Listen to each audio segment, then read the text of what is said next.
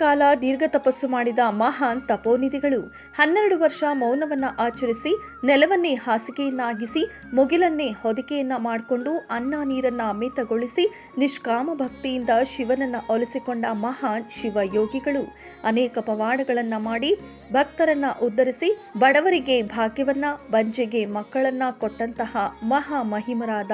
ಶ್ರೀ ಶ್ರೀ ಶ್ರೀ ಹಠಯೋಗಿ ರೇವಣ್ಣ ಸಿದ್ದೇಶ್ವರ ಮಹಾಸ್ವಾಮಿಗಳ 38ನೇ ಪುಣ್ಯಾರಾಧನೆ ಕಾರ್ಯಕ್ರಮದ ಮತ್ತು ಜಾತ್ರೆಯ ಅಂಗವಾಗಿ ಸಾಮೂಹಿಕ ವಿವಾಹ ಕಾರ್ಯಕ್ರಮ. ಈ ಕಾರ್ಯಕ್ರಮಕ್ಕೆ ದಿವ್ಯ ಸಾನ್ನಿಧ್ಯ ಶ್ರೀಮದ್ ಜ್ಞಾನಶ್ರೀ ಸಿಂಹಾಸನಾಧೀಶ್ವರ ಶ್ರೀ ಶ್ರೀ ಶ್ರೀ ಜಗದ್ಗುರು ಡಾಕ್ಟರ್ ಮಲ್ಲಿಕಾರ್ಜುನ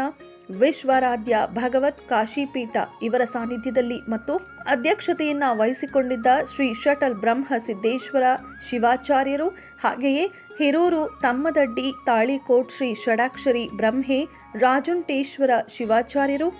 ಸಿದ್ದನಕೇರಿ ಶ್ರೀ ಷಡಾಕ್ಷರಿ ಬ್ರಹ್ಮೆ ಮಲ್ಲಿಕಾರ್ಜುನ್ ಶಿವಾಚಾರ್ಯರು, ಐರಸಂಗ ಶ್ರೀ ವೇದಾಂತ ಮಾಂತಯ್ಯ ಸ್ವಾಮಿಗಳು, ಸಾಕೀನ ತದ್ದೇವಾಡಿ ಶ್ರೀ ರುದ್ರಮುನಿ ದೇವರು, ಕರಿಬಸವೇಶ್ವರ ಹಿರೇಮಠ್ ಸಾಕಿನ್, ಹೆಂಚಗೇರಿ ಶ್ರೀ ಶಿವಶಂಕರ ಶಾಸ್ತ್ರಿಗಳು ಸಾಕಿನ್ ಆಲಗೂರ, ಶ್ರೀ ಗುರುಪಾದೇಶ್ವರ ಶಿವಾಚಾರ್ಯರು, ಹಿರೇಮಠ್ ಸಾಕಿನ್ ಹಾವಿನಾಳ ಹತ್ತಳ್ಳಿ